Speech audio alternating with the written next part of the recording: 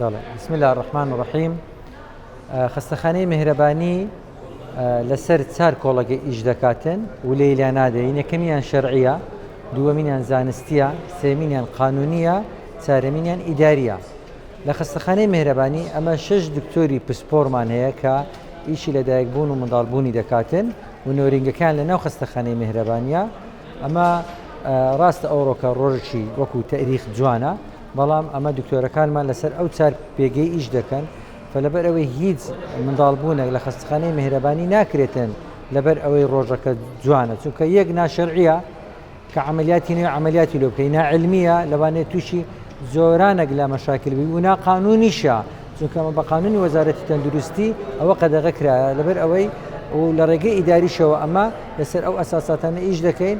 ئەمە ڕۆژانە ویلادای طبیعی، ویلادەی عملیات لە خستەخانەی مهرەبانی ڕوودەداتن و ئاماری لەدایکبوونەکانمان دیارە و ئەوڕۆکە 17 حالەتی لەدایکبوون و شتێکی ناکرێتە شتێکی لە بە 6 دکتۆری ئیخسایی 17 ویلادە هەیە.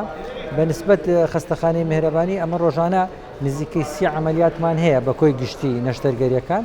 دەتوانین برێم ڕۆژەکە لەوانەیە تۆزێک زیاتر بیتن نەخۆشخانەی ویلادە، بەڵام ئەمە زۆربەی کات یعنی ئەو نەخۆشانەمان دەبیتن، چونکە خستەخانەی مهرەبانی خستەخانێکی قەڵەبارغە و ڕۆژانە 1000 کەس سەردانی دەکات بە هەموو بەشەکانەوە کە نزیکەی 33 عیادەمان هەیە و 6 دکتۆری ئیخسایی نۆرینگەی لەکنەمەیە و تەواریمان هەیە و لەدایکبوونی منداڵانمان هەیە و شتێکی ئاسایی دەبینین ئەمە کە وەکو خستەخانەی مهرەبانی کە 17 ویلادە ڕوو بداتون شتێکی طبیعیە. تۆ دەمێ ئەو بزانم هیچ دایکێک هەبووە یاخود باوکێک هەبووە کە پێش ئەمڕۆ واتە دوێنێ پێری داوایان کرد بێت کە لەم بەروارەدا منداڵەکانی لەدایکبوون لە ڕێگەی نەشتەرگەریەوە؟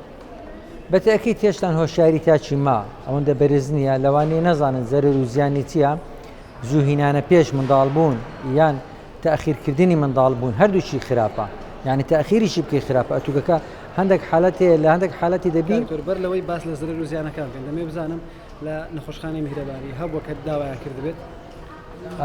لە بەسەراحەت ئەمن دکتۆری ئافرەتان نیمە، یعنی ئەوە دەچن لەگە دکتۆری ئافرەتان قسە دەکەن، بەڵام ئەم وەکو ئیدارە پێمان گوتینە لەسەر ئەو چار کۆڵەگەی نابی لا بدرێتن بە دڵنیایی و لەوانەیە هەبوو بیتن. حتمما مجتەمەعی مەحەزی لە ڕقەمی جوانە.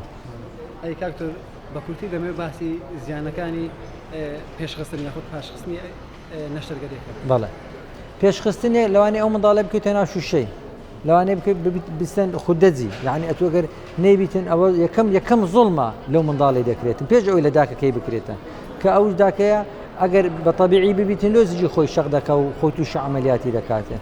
بەڕاستی یعنی باشترین ویلادە ویلادەی تەبیعیە، باشترین شیریش بدێتە منداری شیری داکە، یعنی ئەتوو دوو زەرەری دەدەی، هەم لە بۆ خۆی زەرەرە هەم لە بۆ منداڵەکەش کە دێخیتە ناو شوشەی کە وەختی تەواو نەبیتن ئەوە جەریمەکە بەرامبەر ئەو منداڵی دەکرێتن. لێیەکە من ئومێدەوارم لە هەموو تاچی کوردی هۆشیاری زیاد بیتن کەوا قەد نەکە ڕقم هیچ نییە، ئەو ڕقمانە 5 بیتن یاخود 5 بیتن چ لە مۆزوع دەگۆڕدێتن لە کاتی خۆی بە شێوەی تەندروستی و زانستی ئیشەکان بکرێتن و میهرەبانیش لەگەر هەموو ڕێکارە زانستی و قانونیەکانە. میهرەبانی، دڵسۆزی و لێزانی.